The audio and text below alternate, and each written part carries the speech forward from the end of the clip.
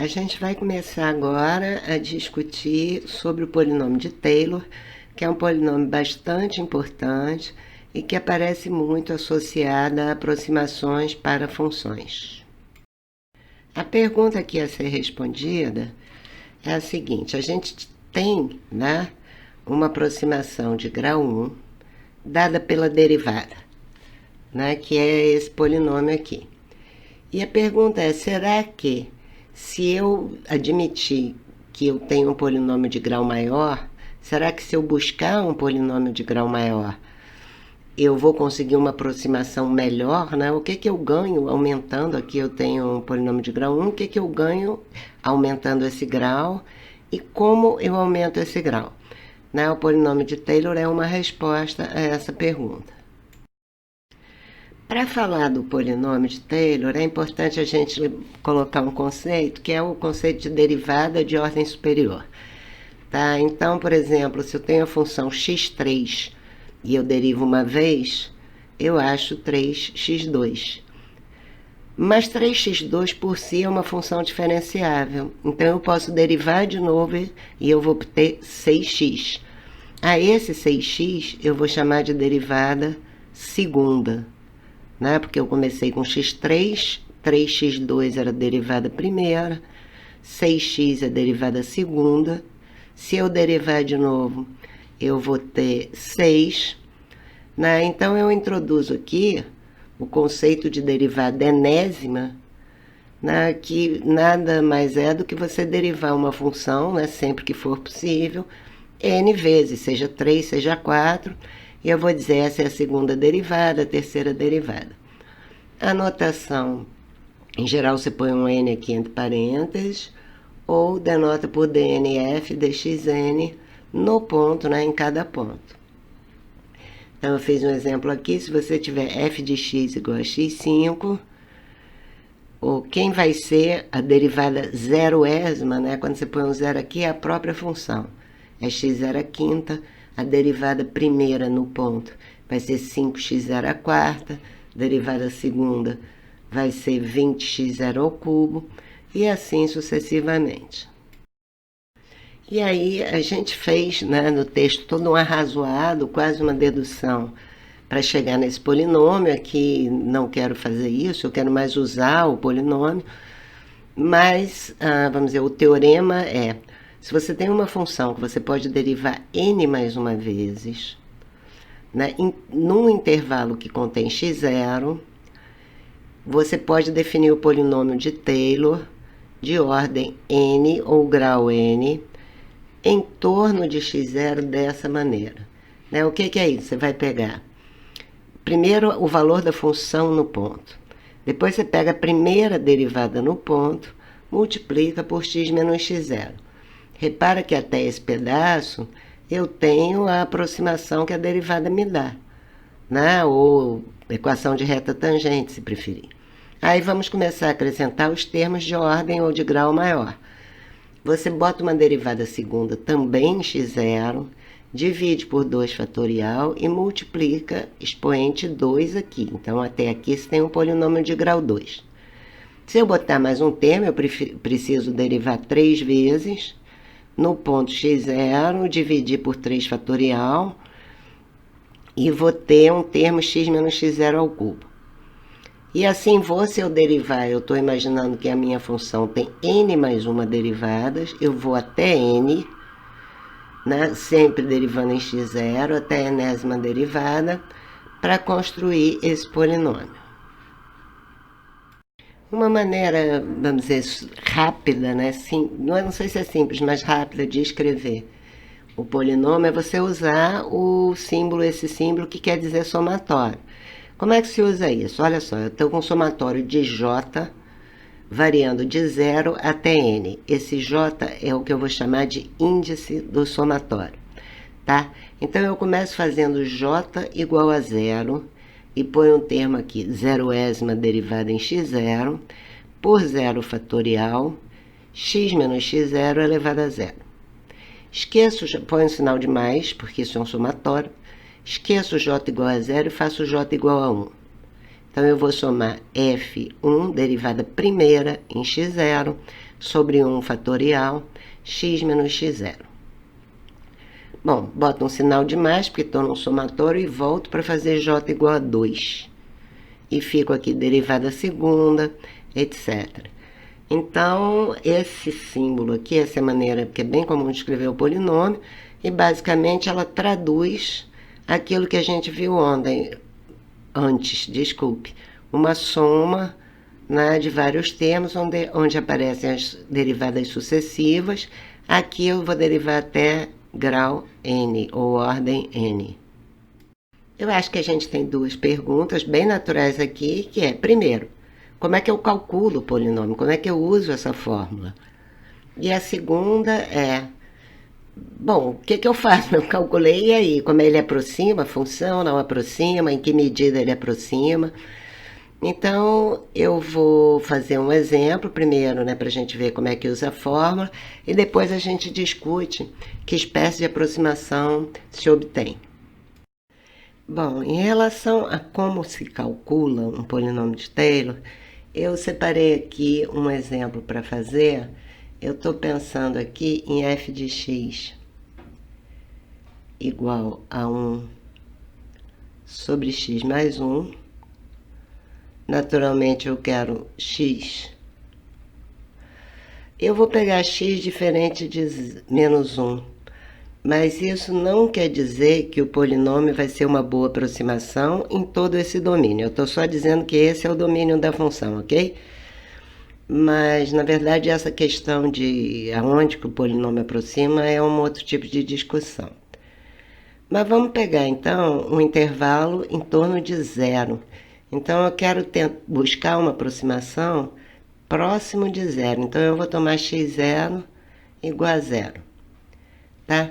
E aí, então, o meu polinômio vai ter essa cara. Ele vai ter f de 0 mais f' de 0. Aqui teria um x menos x0, mas o meu x0, né, onde eu estou aproximando, é 0. Então, fica x, derivada segunda em 0. Aqui teria um x menos x0 ao quadrado, mas eu estou tomando x0 igual a 0. A mesma coisa aqui, teria um ao cubo. Então, vamos ver, eu fiz aqui uma tabelinha, onde a zeroésima derivada, aqui está o meu j, aqui está a jésima derivada, aqui está essa jésima derivada já avaliado no ponto 0. Então, vamos lá. Esse termo f0 de 0, que é esse termo aqui, é 1. Então, vou botar 1 aqui. Depois vem um f', né? Eu vou fazer j igual a 1, derivar uma vez, avaliar em 0, para ter f' de 0 igual a menos 1. Vou passar para j igual a 2, né? A jésima derivada. Vou derivar, fazer x igual a 0 para conseguir um 2 aqui no lugar da derivada segunda. Então, eu vou ficar com 2 sobre 2 fatorial. Passar para j igual a 3, vou ter essa derivada, é a derivada terceira. Avaliando em x igual a 0, vai dar esse valor. Vou ficar com menos 2 vezes 3 aqui, dividido por 3 fatorial. E, finalmente, vou fazer a derivada quarta, né? Vamos ver o que a gente consegue até a ordem 4. A derivada tem esse valor, faço x igual a 0 e substituo aqui f4 de 0 por 2 vezes 3 vezes 4 dividido por 4 fatorial. Tá? Então, você vê que aqui você tem 2 por 2 fatorial, que dá 1. 2 vezes 3 por 3 fatorial, que dá menos 1. 2 vezes 3 vezes 4 por 4 fatorial, que dá 1. E então eu vou escrever esse polinômio de Taylor para essa função, né? 1 sobre x mais 1. Em torno de x0 igual a 0 é 1 menos x mais x2 menos x3 mais x4. E não é muito difícil a gente ver, ou pelo menos supor, né? A ideia é só continuar fazendo a conta que você vai ficar com menos x5, etc. Você pode parar aqui onde você quiser. Até aqui a gente fez o polinômio de Taylor de ordem 5 desta função em torno de zero. Tá? Esse em torno de está se referindo ao lugar onde a aproximação é boa. A gente vai discutir um pouquinho mais o que é, qual é o sentido dessa frase, tá?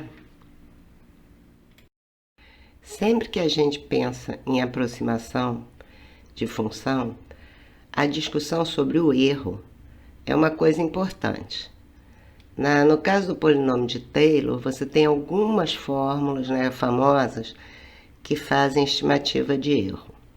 Nós vamos pensar aqui na fórmula de Lagrange, que é uma fórmula bem conhecida e que ajuda bastante a estimar ou avaliar o tamanho do erro, tá?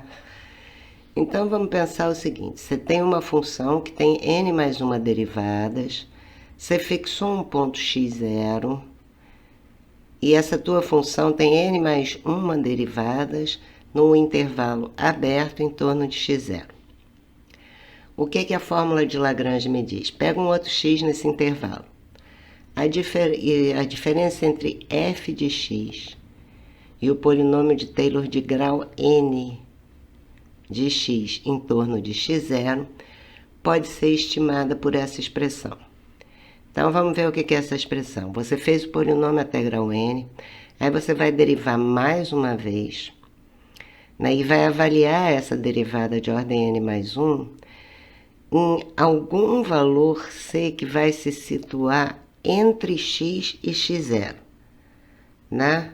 Se x for menor que x0, você vai ter o c, x menor que c, menor que x0. Se for maior, você vai ter x0 é o menor deles, depois você tem o c e depois o x.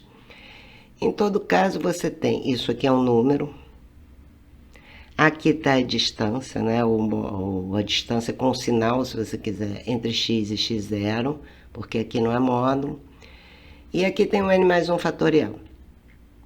Bom, se você quer um erro pequeno, vamos analisar essa expressão um pouquinho. O que pode fazer isso ser pequeno? Duas coisas podem interferir aí. Primeiro, x está muito perto de x0, em especial no limite, o teu erro vai tender para zero. Tá? Que outra coisa? Agora, se o x não está tão, ainda no intervalo, mas não está assim tão perto de x0, o que pode fazer isso para zero é esse n mais 1 fatorial aqui. Não sei, isso pode fazer esse erro diminuir, porque depois que você faz a conta no p de x, esse x está fixo, o x0 está fixo desde o início, o c é algum valor entre x e x0, mas você pode ir pegando polinômios de graus cada vez maiores, ou de grau cada vez maior, né? E então esse n mais 1 fatorial pode fazer esse erro diminuir, o que significaria que você vai ter que ter muitas derivadas, tua função vai ter que ser diferenciável muitas vezes, para você, um pouquinho mais longe de x0, né, à medida que você se afasta de x0, você ter uma aproximação boa.